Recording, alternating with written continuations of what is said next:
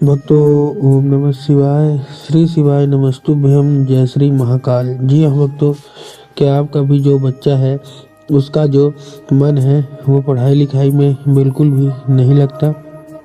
आप लोग बहुत ज़्यादा परेशान हैं उसकी पढ़ाई को लेके कि आखिरकार हमारा जो बच्चा है वो पढ़ता क्यों नहीं है। जब भी आप उसको पढ़ाने की कोशिश करते हो कि हमारा जो बच्चा है वो पढ़े, तो पढ़ने के अलावा हर एक काम करता है लेकिन पढ़ता बस बिल्कुल भी नहीं है। तो ऐसे में कौन सा उपाय करें ताकि आपका जो बच्चा है वो अच्छे तरीके से पढ़े, अच्छे तरीके से आगे बढ़े।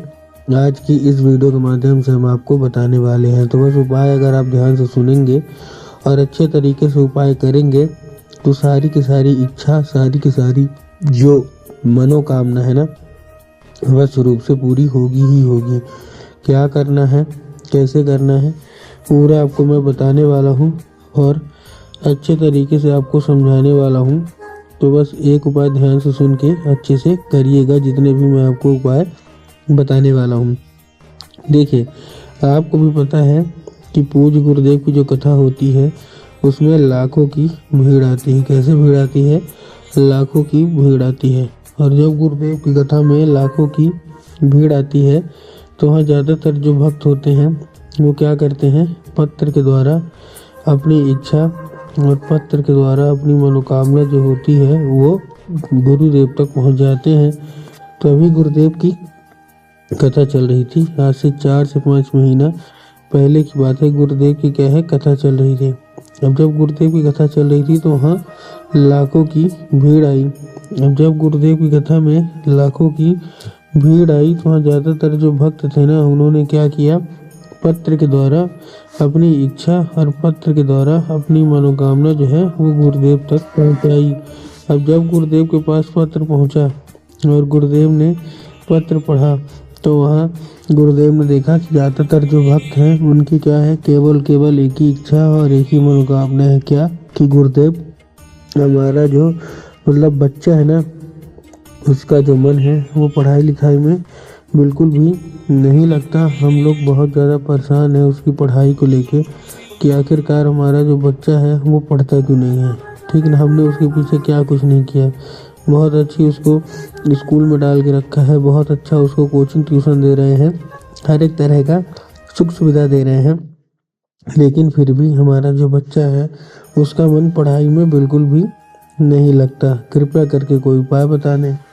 अब जब गुरुदेव ने ये देखा तब गुरुदेव ने 2 से 3 उपाय बताए और कहा केवल और केवल ये उपाय कर लेना, तुम्हारा जो भी बच्चा है जिसका भी मन पढ़ाई लिखाई में नहीं लगता, अवश्य रूप से उसका जो मन है वो पढ़ाई की ओर आकर्षित होगा ही होगा।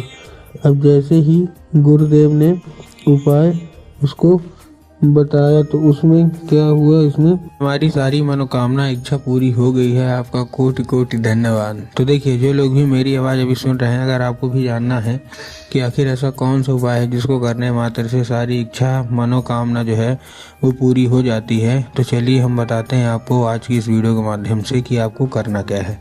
तो बस उपाय ध्यान से सुन के अच्छे से करिएगा ज़रूर।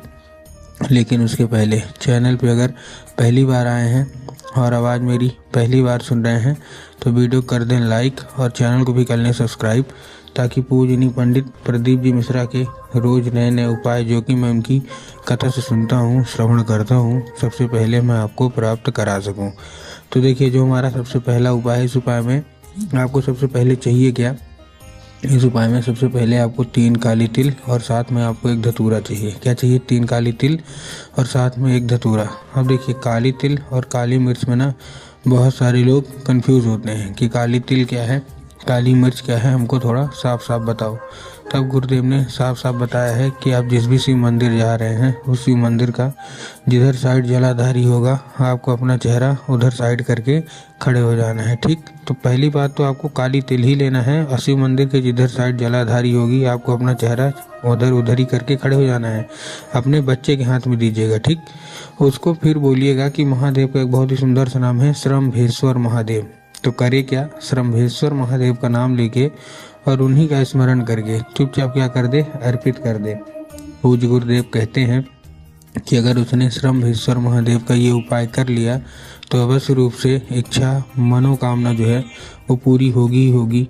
और आपका जो भी बच्चा है जिसका भी मन पढ़ाई लिखाई में नहीं लगता, अवश्य रूप से उसका जो मन है वो पढ़ाई की ओर आकर्षित होगा ही होगा। ठीक, ये था कौन सा, ये था हमारा पहला उपाय।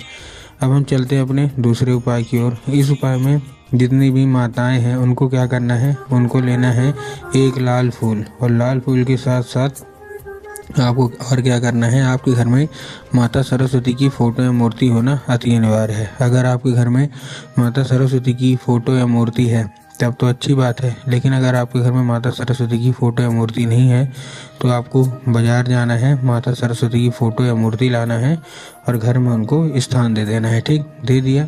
स्थान देने के बाद आपको शाम के वक्त में क्या करना है, जब भी आपके घर में पूजा पाठ होती है तो आपको वो जो लाल फूल है वो लेना है और क्या करना है, माता सरस्वती को अर्पित करना है। अब जैसे ही माता सरस्वती को आप अर्पित करेंगे, माता से उसको औषधि के रूप में मांगिएगा कि माता कृपया करके हमको इसको औषधि के रूप में प्रदान करिए, हमारा जो बच्चा है बिल्कुल भी नहीं पढ़ता है।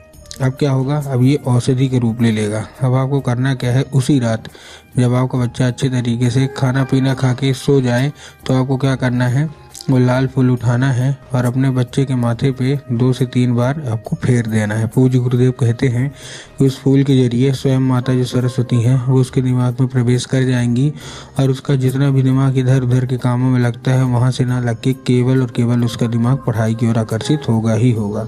ये था हमारा दूसरा उपाय। अब हम चलते हैं अपने तीसरे और आखिरी उपाय की ओर।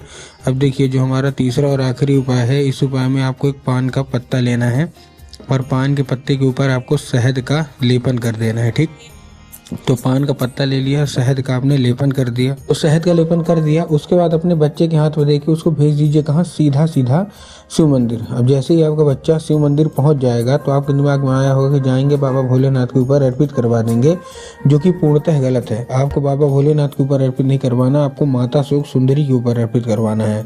अब माता शोक सुंदरी की जगह कहाँ होती है, जलाधारी के बिल्कुल बीचों बीच। तो बस अपने बच्चे को वहीं अर्पित करवा दीजिए, वो जो आपने पान का पत्ता शहद के साथ है। 1 से 1.5 महीना रुक जाएंगे, आप खुद ही देखेंगे कैसे आपके बच्चे के जीवन में परिवर्तन आता है और कैसे आपका बच्चा बिना कुछ बोले बिना कुछ कहे केवल और केवल पढ़ाई ही पढ़ाई करता है। तो उम्मीद करता हूँ आज का जितने भी उपाय मैंने बताए आपको बहुत अच्छे तरीके से समझ में आ गए होंगे। उपाय अच्छा लगा हो तो कमेंट बॉक्स में हर हर महादेव अवश्य रूप से लिख दें।